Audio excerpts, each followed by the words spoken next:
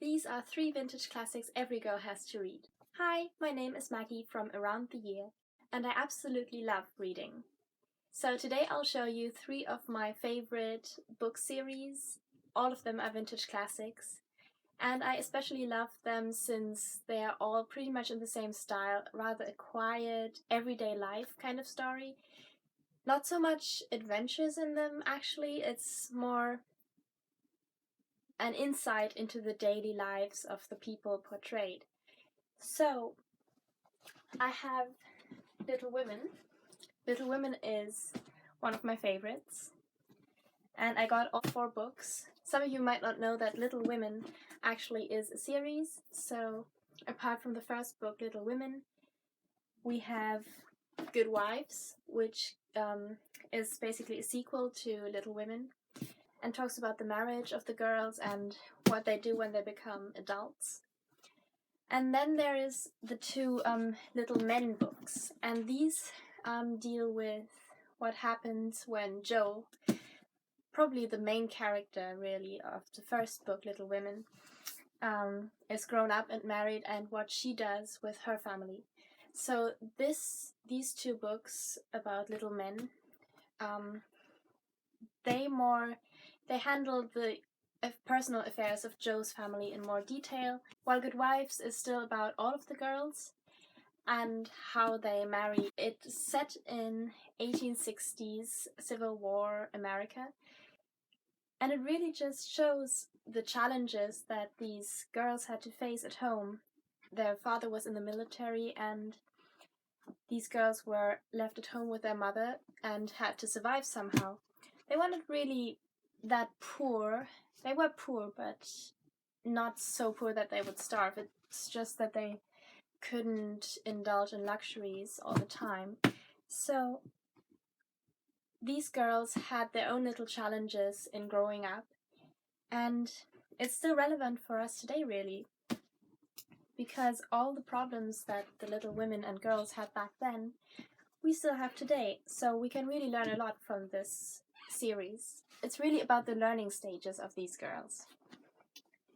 Now, second, I have the Little House series by Laura Ingalls Wilder.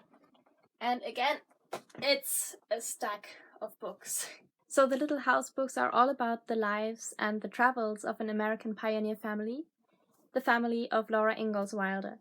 So in this book, Laura Ingalls Wilder describes her own childhood adventures. So all of the stories are more or less true, and they help us to understand what life was really like back then for pioneer families. These stories all happen in the 1870s to 1880s, and it's all about their travels and the challenges they faced as they were looking for a new home in the West. Probably the most famous book in this series is actually the second book, and that's Little House on the Prairie, where the Ingalls family actually begins to move. But the series actually starts with Little House in the Big Woods, and that just gives us an insight to who Laura and Mary, the 2 girls, actually were, and what life was like for them before they began to move. So then they begin to move in Little House on the Prairie, and they move into Indian territory. As it turns out, they weren't allowed to settle there, so they had to leave Indian territory, which was in Kansas, and they moved to Minnesota, which brings us to the third book, On the Banks of Plum Creek. Again, things don't really work out, so they move on farther west, and now they're moving out to South Dakota. And now all the books that follow, really, this whole stack is about living in South Dakota, where the family essentially stayed, except that Laura, once she had married, again began her own pioneer travels. I really like these books. Again, they are these they have this quiet home life in it. And also, as somebody into historical fashion and the Victorian and Edwardian era, I really like the way that they often describe what they wore. For example, in Little Town on the Prairie, they describe the dress they make for Mary. And again, in these happy golden years, which is probably my favorite of all these books.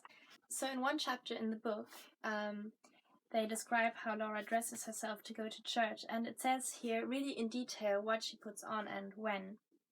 Laura Ingalls Wilder has helped me to become even more fascinated with historical fashion because of these really nice descriptions of what they wore. One book in the Little House series that's different from all the others is Farmer Boy.